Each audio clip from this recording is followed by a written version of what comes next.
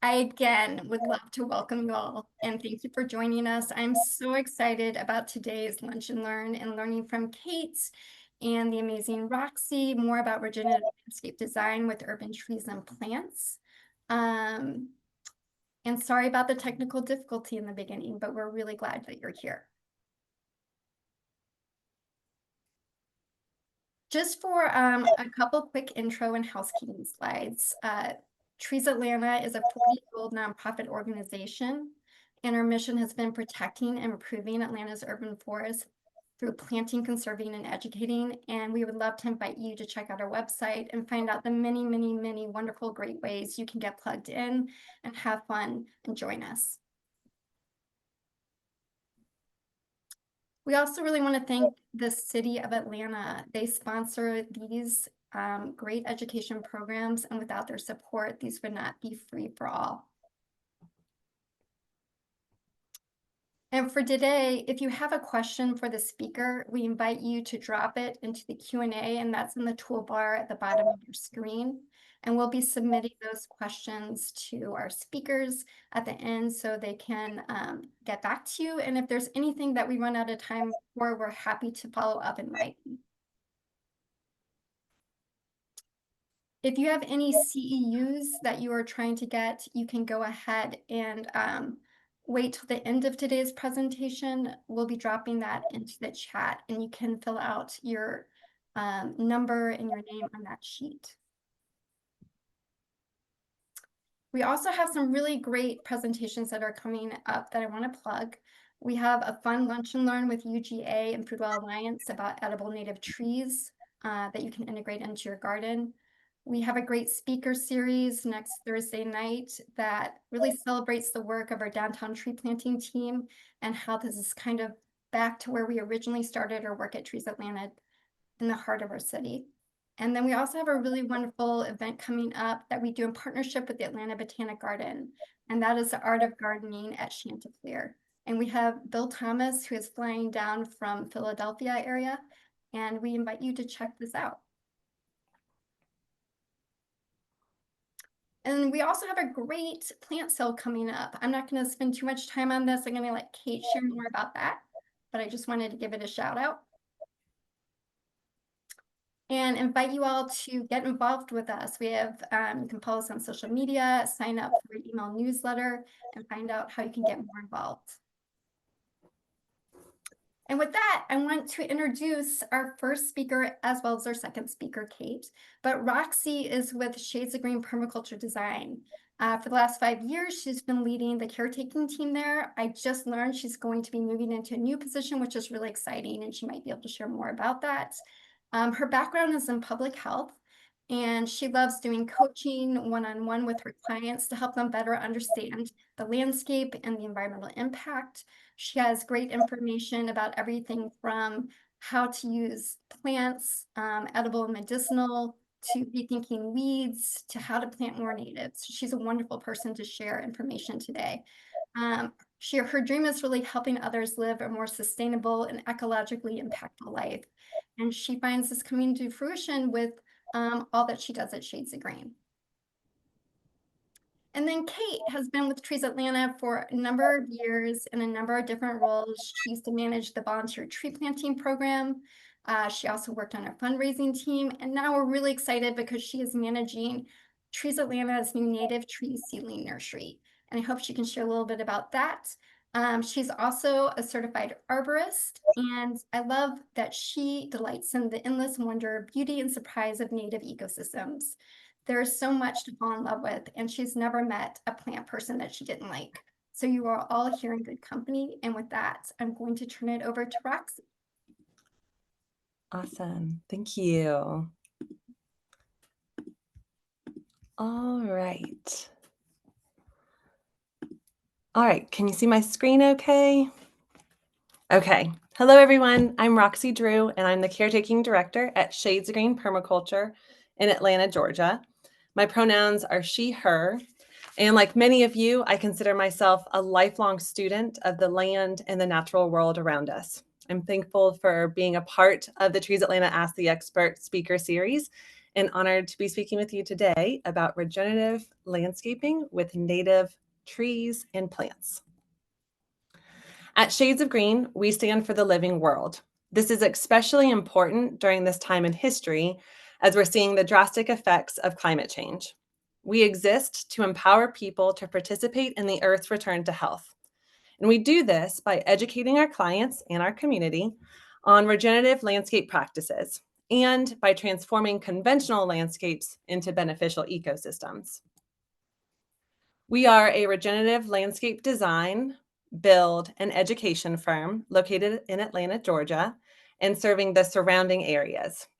When starting out in 2008, our founder, Brandy Hall, drew the name Shades of Green from her fundamental belief that wherever you're from, whatever your background, and however you're willing to contribute to the regeneration of our planet, your particular shade of green is not just important, but it's essential. We believe that every outdoor space can contribute to protecting biodiversity, growing food and medicine and pollinator habitat, building soil, and restoring the water cycle.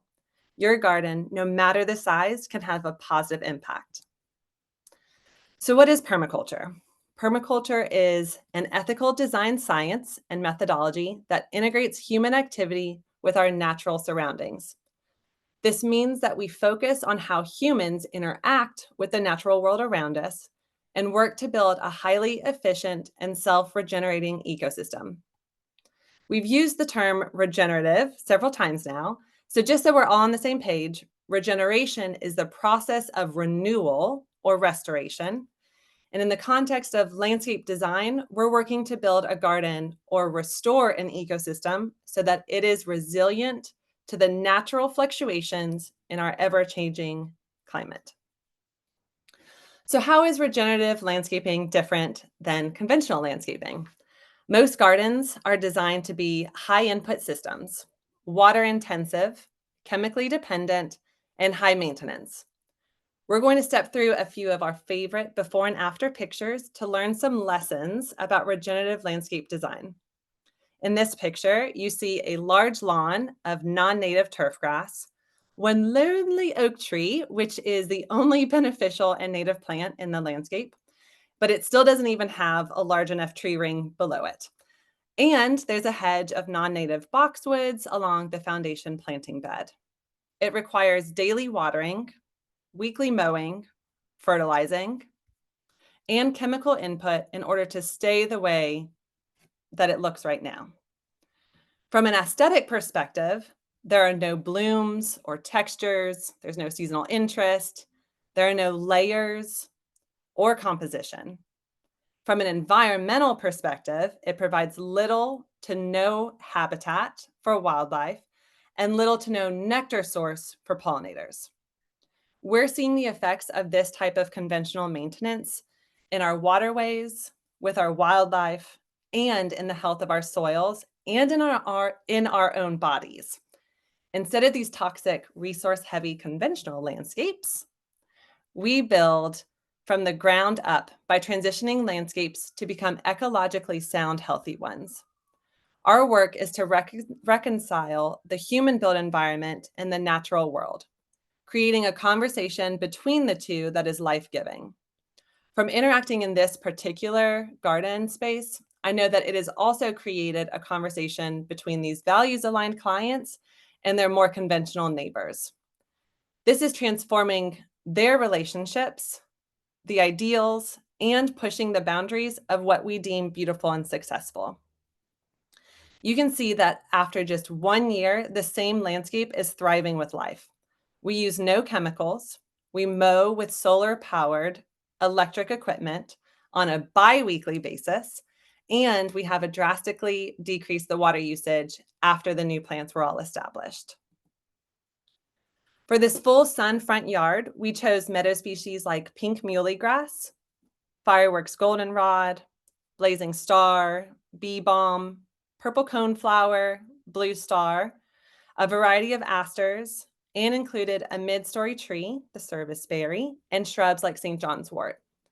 This early succession plant community of meadow species not only looks beautiful, but they also thrive in this new construction soil that has been depleted of nutrients through the conventional maintenance over the past few years.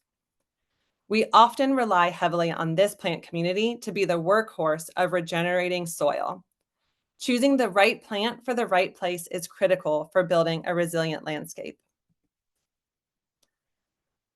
We have still kept some of the lawn space for the dogs and the kids to play, but also allow for varying species of native and beneficial ground cover to pop up and fill in the lawn, thus creating a more diverse polyculture lawn over time. This is in contrast to the previous monoculture lawn that you saw. You can see that this previously existing oak tree has been included in the redefined garden bed, providing it with more space to stretch out its roots, and it now has a lush understory of native plants. So when the pupating caterpillars fall from the leaves of this keystone species host plant, the oak tree, they will be cushioned amongst the plants below it to continue their transformative stages before becoming next season's pollinators. In this client's backyard, they again faced an unnecessary amount of non-native turf grass, a sloping backyard, and standing water along the left fence line. This bred mosquitoes and made it unenjoyable. Not to mention there wasn't much to look at besides a few trees, the fence, and into the neighbor's backyard. We again decreased the amount of lawn and filled the garden beds with native plants like purple coneflower, Arkansas blue star, white wild indigo, and shrubs like Mount Airy fothergilla, native azaleas, beautyberry, and oak leaf hydrangea. We use some of our favorite ground cover plants like creeping phlox, blue-eyed grass, and golden ragwort to fill in over time. Water cycle restoration is the foundation of ecological resilience.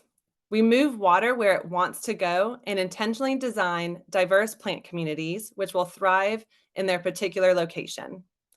We look to use water as a resource in our garden beds, not as a nuisance, sending it off-site to downhill neighbors. This allows for more resilience during times of drought and in heavy rains. In this case, we installed swales on contour of the slope to slow and catch the water. These shallow and deep trenches act as speed bumps for the water traveling down the slope. We then plant water-loving native species to soak it up, like weeping willow, river birch, Virginia sweetspire, Florida anise, a variety of sedges, common rush, ferns, and cardinal flower. I'd like to explain our earthworks and water harvesting solutions, as many people might not have heard these terms before. Here is our construction diagram for how we build swales on contour. You can see that we are wanting to slow and catch the water high on the hillside. We start by excavating the soil by 6 inches to 1 foot deep and by a minimum of 1 foot wide. This is all determined based on our design and the site assessment that we do ahead of time. The excavated soil is then put on the downhill slope and compacted with a tamp. This allows the swale to act as a bowl to catch the water. You can add sand and compost to the swale to increase its permeability and plant water-loving plants inside. The final step is to construct a spillway reinforced by stone, which is an engineered low spot in the berm for an easy exit point that water can flow over in a heavy rain. This ensures the berm doesn't blow out or the water find its own low point and begins eroding away your berm. We built several swales in this client's house that connected with spillways to allow excess water to travel to the next swale. At the bottom, we constructed a rain garden to soak up excess water that wasn't able to be slowed and soaked up by the swales uphill from it.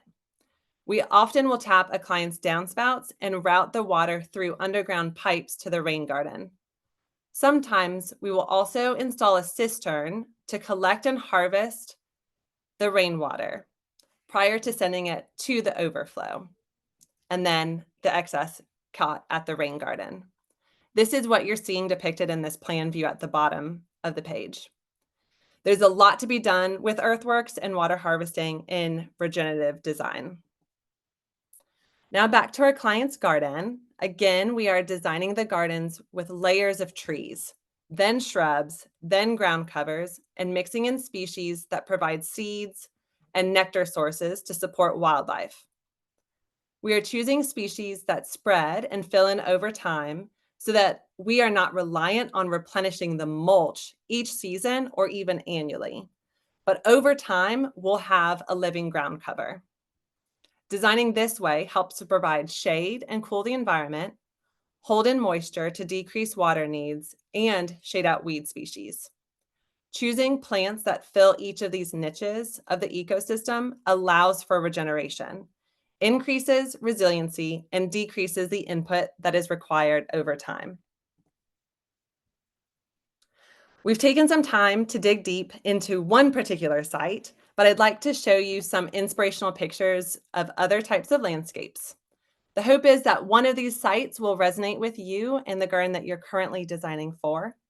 We design around the specific needs and patterns of a variety of different landscapes and ecosystems, all while trying to accomplish varying goals and aesthetics for our clients. This site in particular was full shade in a pine forest understory. It was covered in invasive species like English ivy and liriope. And the clients wanted to provide a space where their neighbors, their children, and their dogs could gather and socialize.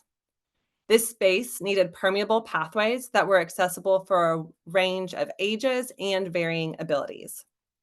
They were avid birders and enjoyed seeing what other wildlife took up residence in their beautiful backyard.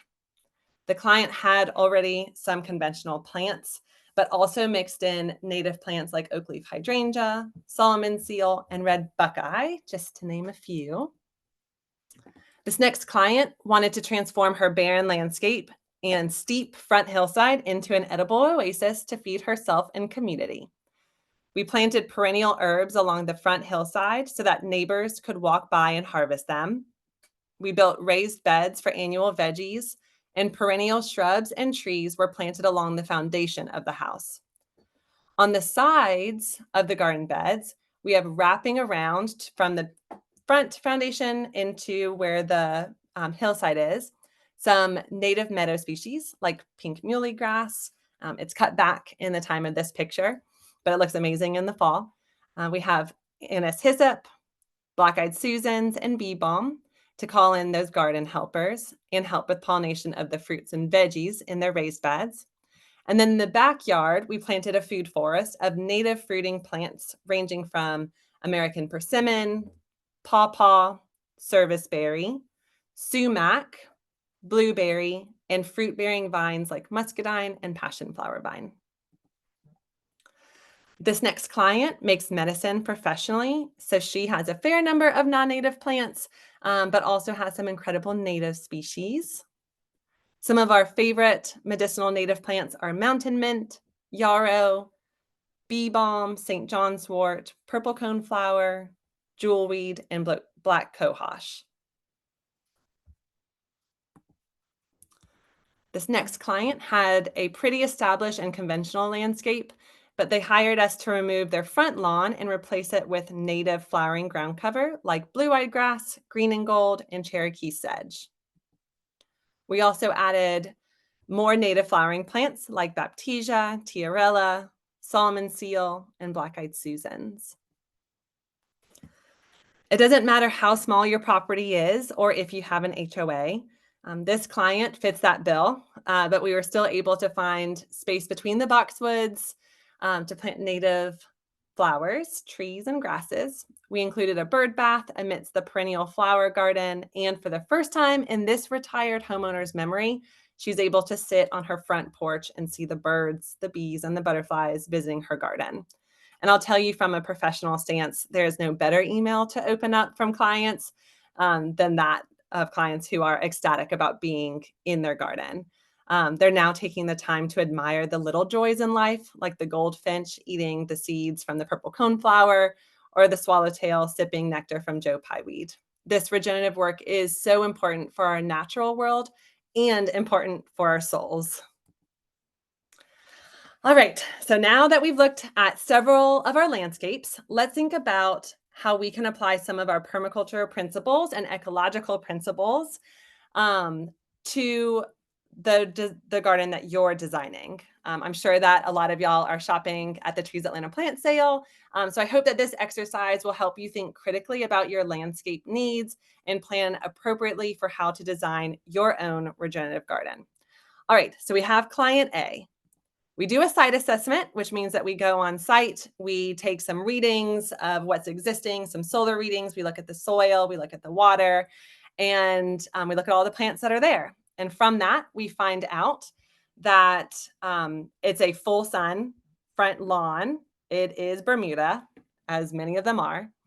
It's dry soil, compacted clay soil, again, like much of the South.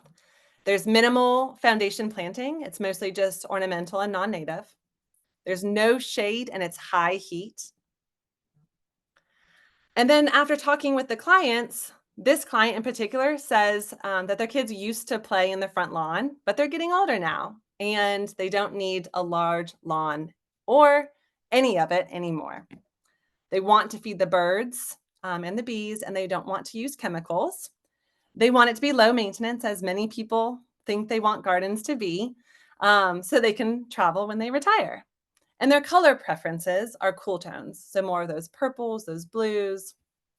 All right, so when we think about the solutions for this client, our plan of action will include, or could include, removing most or all of the Bermuda grass with a sod cutter.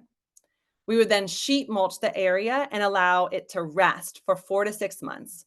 And sheet mulching is a process where we take cardboard and we overlap the cardboard, kind of like shingles on a roof, to cover all of the area and to shade out any weed seeds and any roots that might still be in there. And then we're mulching with about 5 or 6 inches of mulch. We're wanting it to sit and just begin maintenance to ensure that the Bermuda is fully removed before we plant. And this is a kind of exercise in patience for this homeowner because it might not be this big, wow, amazing thing that happens immediately, but it will decrease the amount of maintenance that has to happen later on. If you did it all at one time, you might be, planting around all of these plugs and then still trying to remove all of the roots of the Bermuda grass around it. If you have time, it's great to do it this way. Then in the spring or the fall, we would be planting plugs, 4-inch or 1-gallon size plants. Then the possible plants, the fun part, we would think about a canopy, right? Think about those layers of a forest. And we would include trees like tulip poplars or sycamores. We would have an understory canopy of a serviceberry, redbud, fringe tree, or juniper. Shrubs could include plants like ruby spiced clethra, beautyberry, dwarf yaupon holly, and perennials like purple lovegrass, pink muley, purple coneflower, and anise hyssop. And again, when you look at the variety of these species, we have seasonal interest, we have early season blooms, fall berries, we have some evergreen plants like the juniper and the dwarf yaupon holly. That's really important for birds that need shelter during the winter. And this is what that beautiful cool tone plant palette would look like, and all these plants you could get from the Trees Atlanta plant sale.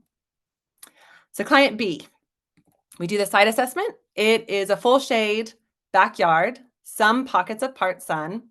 It's well draining to wet soil, rich loamy soil. There's no grass or ground cover, so we don't need to do any sod removal or sheet mulching. It has a full canopy in place, but it's lacking a shrub layer. And there's a chain link fence, and they're super close to neighbors. Based on talking with the client wants privacy. They want seasonal interest. Their aesthetic is wild and whimsical. They want the secret garden vibes. They love to entertain in the outdoor space. So for these solutions, we're going to hardscape the pathways from the home to an outdoor sitting area with an outdoor kitchen. And really, when thinking about the materials that we're using, if we can use any kind of recycled hardscape material or sustainably sourced material, whether that's reused brick. Recycled concrete is something that we have in excess. Then we would choose more sustainably harvested hardscape options. The pathways would wander throughout the backyard gardens. We would include arbors that would connect one room to the next and a pathway to the next room, the outdoor living room. We would create garden beds. We would mulch with shredded oak mulch. That's the most sustainably sourced mulch in our area and doesn't have any dyes like the red dye, black dye, brown dye. And then we would plant in the fall. Possible plants, the canopy, we already have it. We don't need any more canopy trees. Same with understory trees. We need that shrub layer, remember from that site assessment. So we're going to plant things like Florida leucothea, Florida anise, Virginia sweet spire, and beautyberry. The leucothea and the anise are both evergreen and water loving and shade loving and tolerant. So great for this backyard. And then the Virginia sweet spire and beautyberry provides seasonal interest through the leaves and then the berries in fall and winter. We would include vines like Carolina jessamine, which is evergreen and a wonderful yellow seasonal flower in the spring, and then pipevine, which is an amazing host plant. Then perennial forbs, we could include, things like southern wood fern in the understory. And again, this is what that beautiful, lush landscape would look like. So client C, the site assessment, it's full sun. It's a slightly sloping front yard. It's wet. There's water that's causing erosion. There's standing water at the bottom of the hill and some patchy front lawn, but all herbaceous polyculture lawn, not Bermuda zoysia sod. The client needs, so this client is an ecologist by trade and a master birder hobbyist. There's no HOA. They're single. They don't have any children. They love hiking with friends. They want to feel immersed in nature while they're at home. So what would we do for them? Plan of action, we build swales on contour of the slope, similar to what we did in that first site that I showed you. We would sheet mulch between those swales so that there are flatter walking trails for the client to wander down like switchbacks in a hiking trail. And then we would plant water-loving plants in the swale in diverse layers, giving it that more natural organic feel rather than a more structured kind of HOA feel. Possible plants in the canopy, we would have plants or could have plants like Durahite river birch, sycamore, white oak, pine, and hickory. Notice that we're really sticking with that plant palette, that plant community, so that it feels natural. We're not pulling from multiple different communities that, certain trees wouldn't be around certain other trees.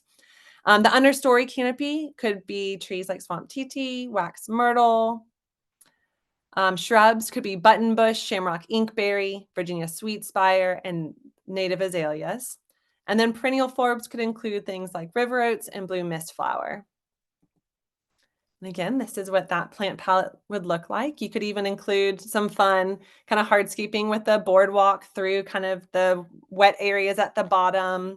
This gives really that just Georgia hiking, wonderful plant experience in their front yard. All right, client D, the site assessment. It's part shade to sun in the front yard. It's a small yard with struggling grass. There's some wet spots, but it seems well draining. It's an urban neighborhood, so it's close to the sidewalk and the neighbors. And then the client's an artist. Their aesthetic is non-traditional. They like lots of textures. They like wispy, airy kind of feelings. They love high contrast. There's no HOA, so we can have a lot of fun with weird, cool plants. And there's a limited budget. So what would we do for this client? We would sheet mulch the front yard with recycled arborist mulch and recycled cardboard. So these are two great ways to save a lot of money and to convert a lawn space into a garden bed. You can call any of your local tree arborists and request a free chip drop. And recycled cardboard, you can go to a recycling center or tell your neighbors and they can collect it for you. We're going to use fallen branch edging as the pathway. So again, using a resource that's already on site, we oftentimes will take the branches and edge those garden beds and pathways so that there's a defined line between it aesthetically. It's also a great habitat for critters, and mushrooms grow on it, and it's still just a wonderful, ecologically sound thing to have in your yard. We would plant in the fall. And then possible plants, canopy, we could have amazing large leaf plants like the big leaf magnolia or their southern caltapa. Both of those have these huge leaves, really beautiful blooms. So could be cool with their aesthetic. And then the river birch, sycamore, and then shagbark hickory all have amazing attributes as well. For this client, thinking through the textures of the bark, especially in fall and winter when the leaves fall, will just be really great contrast to some of the wispy plants that we'll plant in the understory, like the weeping willow. Devil's walking stick, another really cool edgy plant. We don't want to put that next to a sidewalk, but in kind of a corner off by itself. It has amazing blooms. Don't grab the trunk of this tree because it hurts, but it's incredible. So I think it deserves a spot in this cool artist landscape. Then there's shrubs like Florida leucothea, false indigo bush, and aronia. And then perennial forbs like river oats, Cherokee sedge, southern wood fern, orange butterfly weed for pops of color. And this is what that plant palette would look like. All right, client E. We go through the site assessment and we see it's a full sun backyard, south facing, great. There's no canopy, reason why it's full sun, and it's well draining soil. There are no major water issues the client needs. This is a family of 4 with young kids. The homeowners are a veterinarian and a chef. And their main goal is to grow food to feed themselves and the wildlife. So edible for both.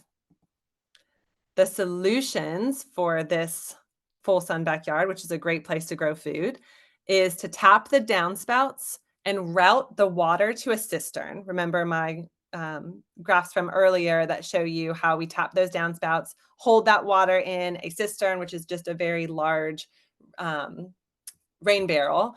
And then we include a hydrant near the raised bed. So a hydrant is how you turn on the water, and then you can connect a hose, you can connect irrigation and have a passive water system in your regenerative backyard. We would install 6 raised beds. This will feed the family of 4. We have a chicken coop, a compost bin, and then we plant fruit tree orchard with an understory of native meadow species that's going to call in the pollinators. We can then have designated tea garden areas and medicinal gardens, and we would plant in the fall. Possible plants include a canopy of American persimmon, sassafras. The leaves are edible, and so are the roots. That's what they used for root beer. And then oaks, you can grind the oak acorns to make flour. And then American chestnut. Then the understory pawpaws, smooth sumac, Chickasaw plum, and southern crabapple. Some people don't like that taste, but with sugar, it can be made as an okay pie. And shrubs, blueberries, witch hazel, which is medicinal, and Yopon holly, which is actually the first leaf that was used for tea with our indigenous tribes in our area. And then forbs like Georgia calamint are a great herb. And this is what that beautiful, fun, and highly productive food edible oasis in the backyard would look like for this family of 4. All right, so in summary, what are some of the lessons learned from these clients' landscape designs? The first one is put the right plant in the right place. We have to understand the ecosystem in which you are designing. We have to take solar readings, check out the soil content, and watch where the water flows. The second one is design in layers. This is not only aesthetically pleasing, but also provides the necessary habitat and protection that our wildlife needs. Besides that, Plants are meant to be in community with one another, not treated like furniture to stand alone in a sea of mulch. The third lesson is use water as a resource. So look to where the water is wanting to go and decide how you can encourage it to do so while traveling throughout your garden beds, giving passive water where it is needed most. You'll find that this solves your mosquito problem. Your dogs won't be, running in with mud on their paws, and your wallet will be happier with the money that you saved on not having to irrigate your plants. The fourth is maintenance matters. Let's all stop using chemicals right now. If possible, mow with solar-powered electric equipment on a bi-weekly basis so that we're allowing the lawn to grow taller, which slows and sinks the water, decreasing erosion, but also provides space for our insect populations to travel between garden beds. This allows your polyculture lawn to grow taller. Like I mentioned, the roots are going to be soaking up and getting the nutrients from deep down within. And it will allow for more resilient lawn space that won't require regular watering. Leaving the leaves where they fall or using them as mulch on the garden beds will support the life cycles of pollinators, of fireflies, and other incredibly important species of insects. We can shred leaves with electric shredders. I think that that's kind of a good middle ground.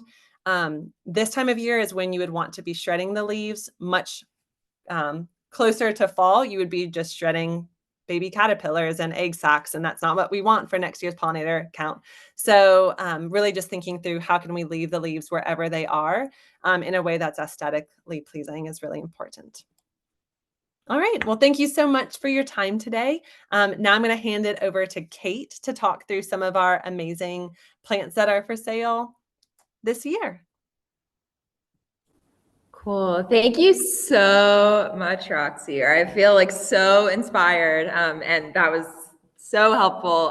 Yeah, I love all the specifics that you gave. And so many of the plants that you mentioned are for sale at our tree sale. And something too that I love about your presentation is thinking about designing landscapes in layers and really paying attention to all of these different just kind of the fullness of the landscape.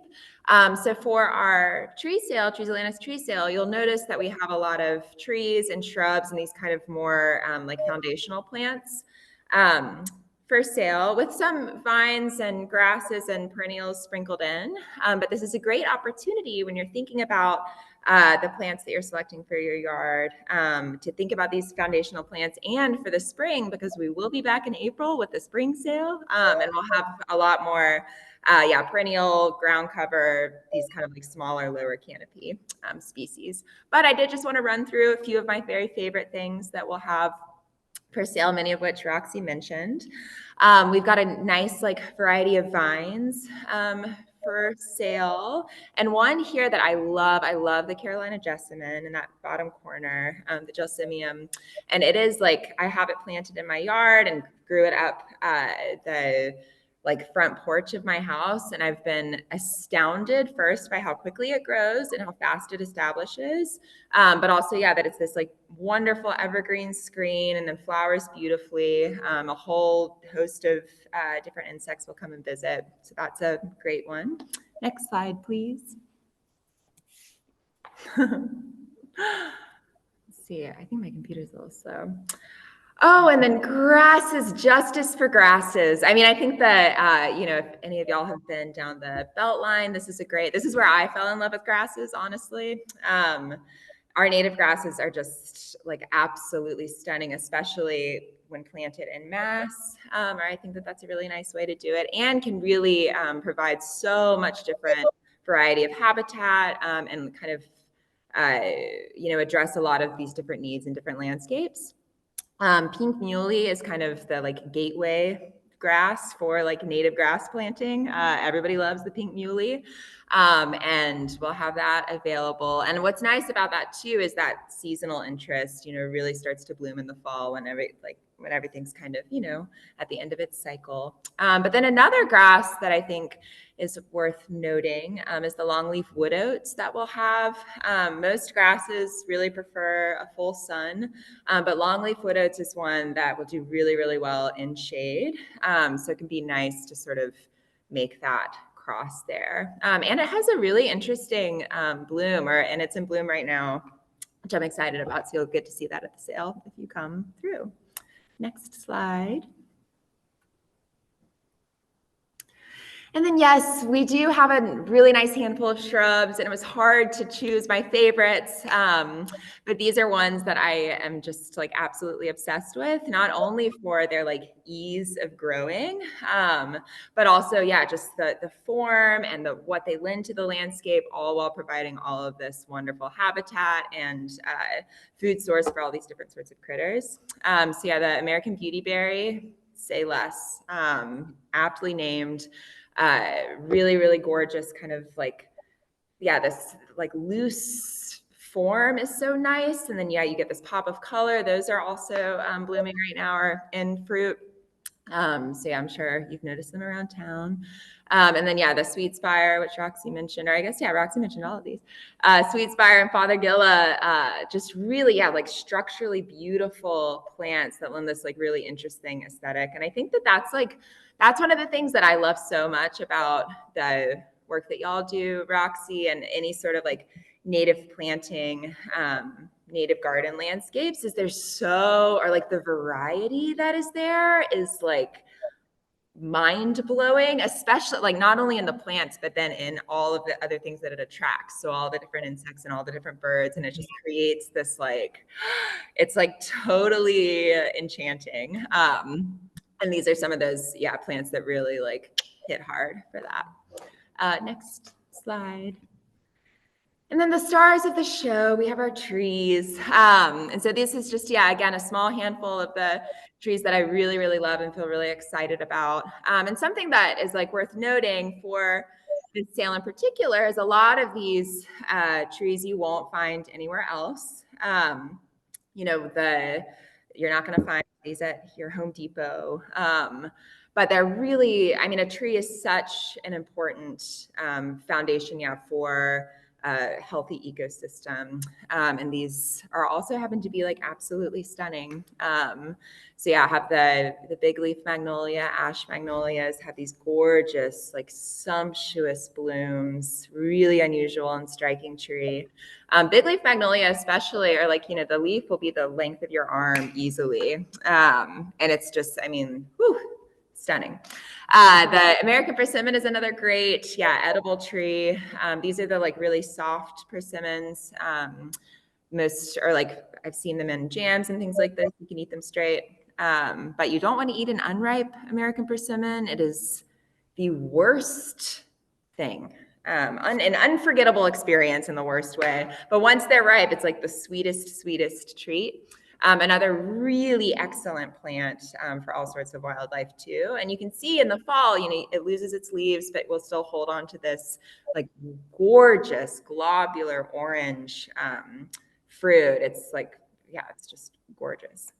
So yeah, we have so many different tree varieties. And I also, I encourage you to come by the tree sale in person, even if you're like, I don't think I need anything, because seeing the plants in person, it's so nice to kind of get a better idea of what we have going on. We'll have experts on hand who can answer any questions that you might have. And I really want to give a shout out to my very favorite genus, the oaks. We have, I think, like 18 or 19 different oak species for sale, all from your like little runner oak, which is a really interesting like shrub sized oak where you're getting all the like benefits of this keystone genus in a small size, all the way up to our most beautiful, wonderful white oak, my very favorite tree. If you want to plant one thing in your yard to like support an ecosystem, plant an oak, and then plant everything around it so that it has a full, holistic, isn't living alone in community. But yeah, so many different oaks, and am really excited about that variety. But yeah, so yeah, our online store has closed as of Monday, but we'll be at the Carter Center on October 4th from 8 to 1 p.m. And yeah, I really encourage you to come out. We'll have a lot of people on hand to answer any questions, like very specific questions. We're all like plant nerds and we'll probably like talk too much. But yeah, I really, really appreciate y'all all being here. And thank you so much, Roxy. It was so inspiring. So yeah, thank you. Thanks, Cate. Thank you so much, Roxy, and thank you so much, Cate. I'm very inspired, and I know everybody else is as well by your guys' presentation and all these exciting plants. So you all covered some of these things through your talk, but I did get some questions in that I wanted to pass on to you. And if you've already answered it, if you could just highlight it again. So the first one is you showed so many great shrub and tree suggestions. And for those people who are in kind of more of a full shade and often dry area, which are there any that you suggest?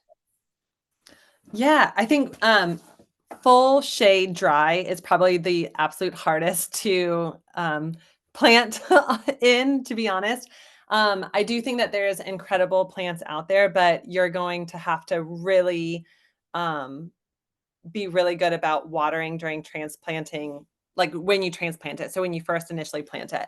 I think witch hazel is an incredible one.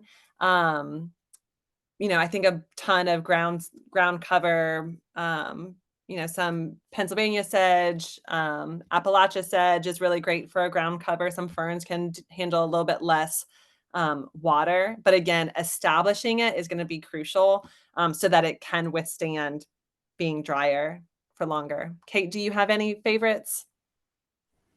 Yeah, no, everything you said. I do think that, the establishment period is so important. Yeah, that longleaf widow would do pretty well in a drier situation and handle that shade well. But yeah.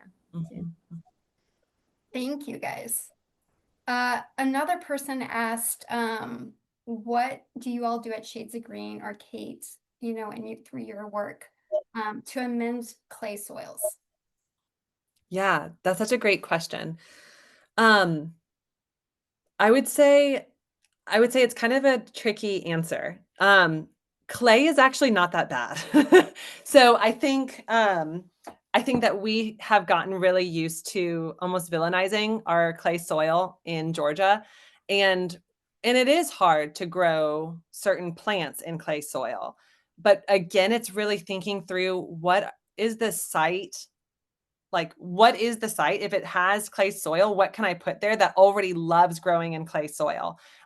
So to be honest, I would go to that initial client who had that really heavy clay soil, that new construction build, and I would put full sun meadow species. And then if you are planting trees or shrubs, more pioneer species. So plants like, pine trees are pioneer species because they can go in and start growing in the clay soil. And they are using their roots to break up the clay soil so that we're not having to till it. That's kind of the most traditional, conventional way of dealing with clay soil is, well, we'll just bring a tiller in and we'll just like add all this compost. And that's a way of doing it. It's not the natural way, and you're breaking up a whole bunch of the amazing mycorrhizae and natural things that are in play already in the soil microbiology. And so that's not our preference to do. So we would lean on the species that do it for us. And then adding in a lot of, so you have that plant layer, right? That's doing that workhorse for us of tilling with their roots.